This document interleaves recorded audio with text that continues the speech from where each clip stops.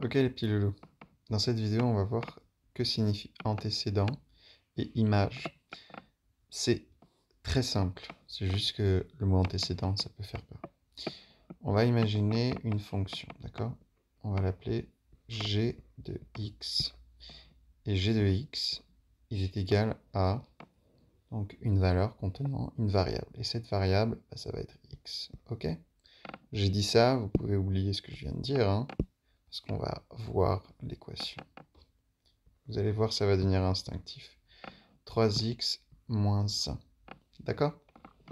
Donc, si je vous demande quelle est l'image de 1 dans la fonction g de x, il suffit de remplacer x par la valeur qu'on vous a dit, par 1.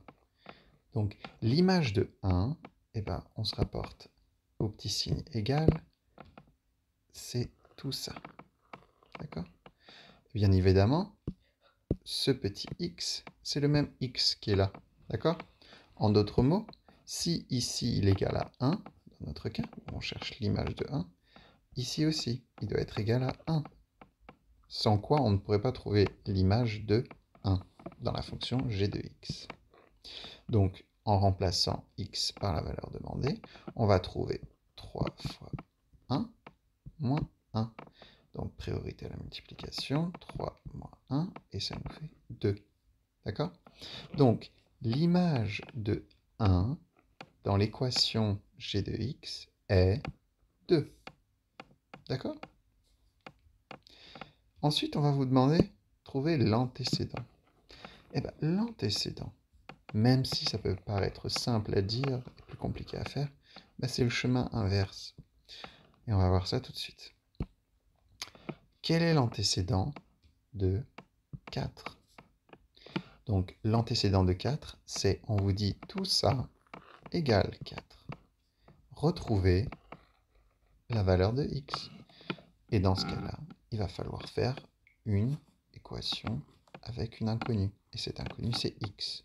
Donc 3x moins 1 égale 4.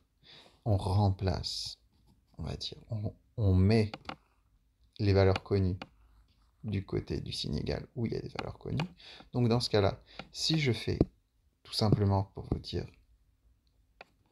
plus 1 de ce côté-là, je dois faire plus 1 de ce côté-là. C'est la règle du signe égal. Toujours respecter le signe égal. Donc en mettant plus 1 moins 1 à gauche, j'annule ces deux-là.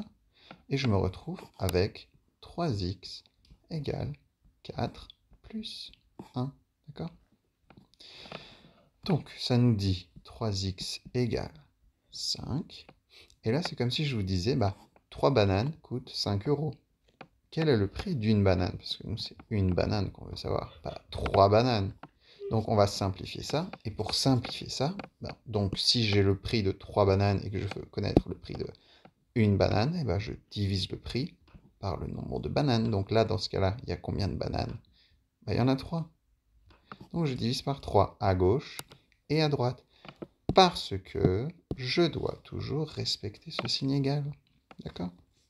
Donc, à partir de là, ici, ça s'annule. On a la valeur de x. X est égal à 5 tiers.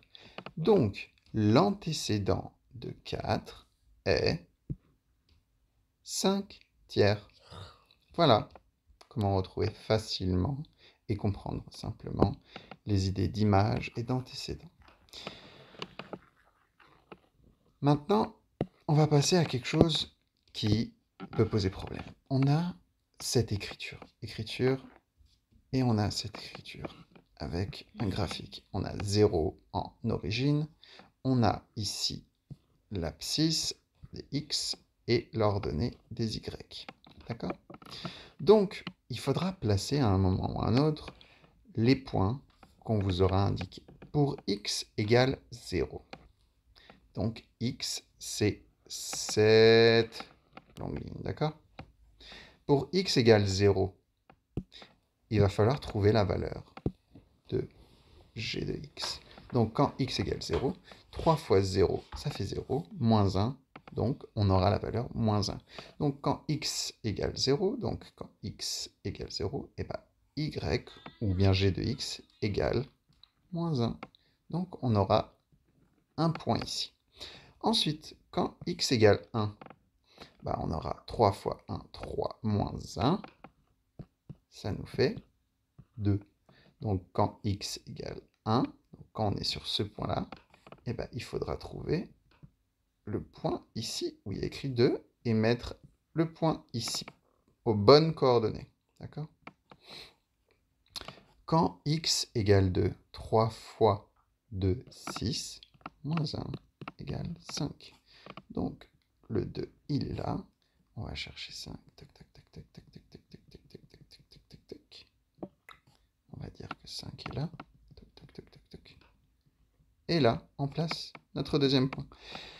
Et il faut faire ça, ainsi de suite, jusqu'à arriver à une figure. Donc on peut avoir une figure croissante, on peut avoir une figure avec des variations, et ça vous verrez au fur et à mesure où vous aurez avancé dans le cours. Voilà les loulous, c'est tout pour ce soir. Je vous souhaite bon courage pour la suite. Allez, ciao.